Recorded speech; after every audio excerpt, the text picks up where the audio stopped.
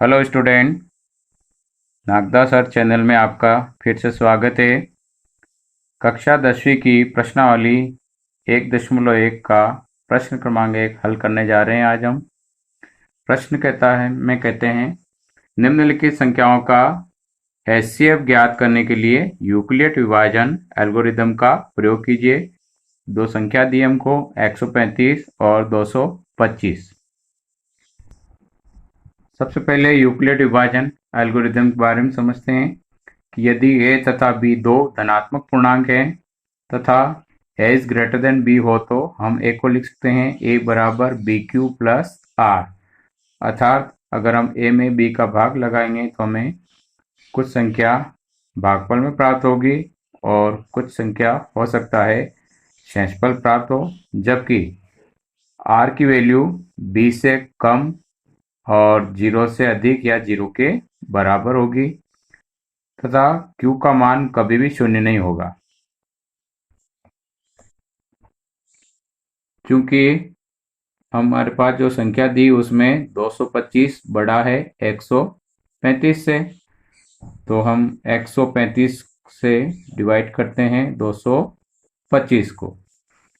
135 का इसमें एक बार जाएगा भाग, माइनस कीजिए, 5 में से 5 गया 0 और 22 में से अगर हम 13 को घटाते हैं तो हमें प्राप्त होता है 9।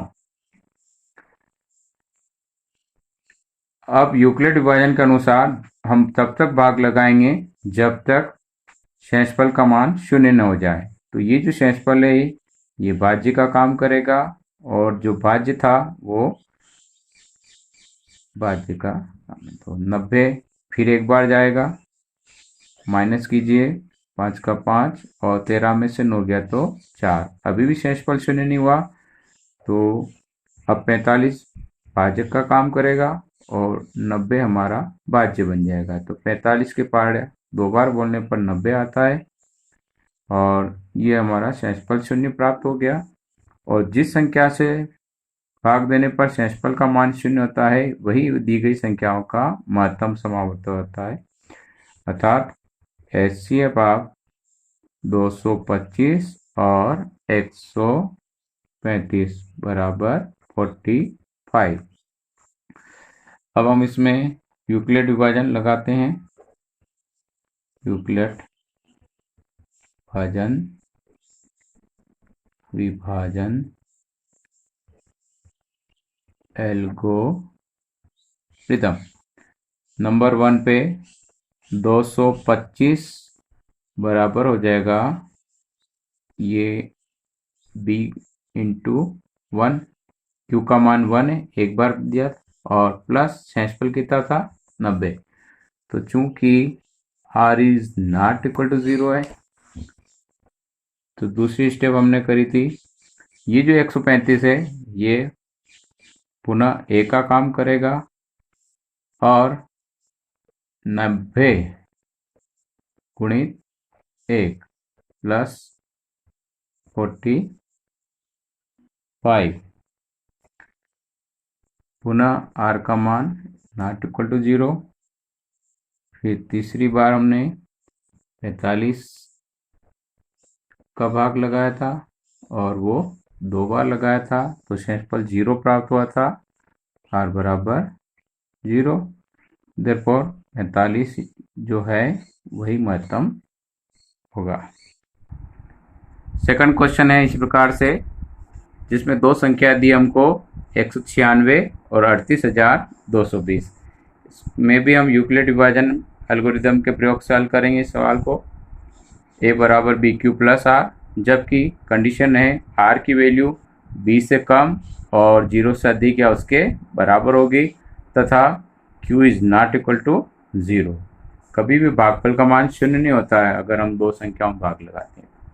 अब चूंकि दी गई संख्याओं में से 38,220 बड़ा है 196 से, अर्थात हम 38,220 को 196 से भाग लगाते हैं। प्रथम 3 अंक लेते हैं हम, क्योंकि हमें जो भाग लगाना वो भी 3 अंकों की संख्या है। एक बार भाग जाएगा 196 घटाया 2 में 6 नहीं जाएगा, हासिल ले लीजिए। 12, 6 गया, 6 बचा। इधर एक हासिल इसको दिया तो रह गया आपके पास 7, तो आपको पुनः हासिल लेना पड़ेगा। तो यहाँ रह गया 2, 17 में से 9 गया 8 और 2 में से 1 गया तो 1। शेषफल आया। अगला अंक उतारेंगे हम 2, ये 2 यहाँ आ जाएगा। तो संख्या को देखते हुए अगर हम 9 बार का गुणा करें, 9 छंग 54, हासिल लग गए 5, 9 में 9 में 81 और 5 86 का 6, हासिल लग गया 8, 9 कम 9 और 8 17। पुनः घटा लीजिए, 12 में से 4 गया 8। अब चूंकि एक हासिल इसको दिया इसलिए यहाँ रह गया 5, तो एक हासिल लीजिए। 15 में 6 गया 9 और यहाँ रह गया 7, तो 7 में 7 गया कुछ नहीं। एक और अंक बचता है 0,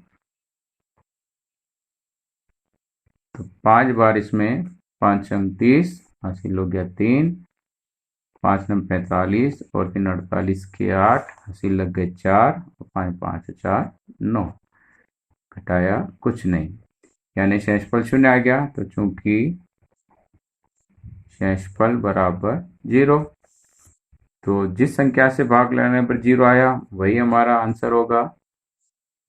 Therefore HCF ऑफ 196 और 38,220 बराबर 196 आया। इसमें चूंकि A बराबर BQ प्लस R, यह यूक्लिड विभाजन का प्रयोग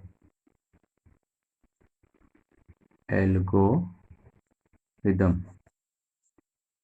के प्रयोग से A हमने माना था 38,220 बराबर B हमारे पास प्राप्त संख्या थी 196 और भागफल हमें प्राप्त हुआ था 195 और शेषफल कितना हुआ था 0।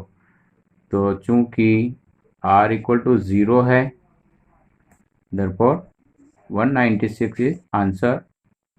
तो HCF हो गया 196।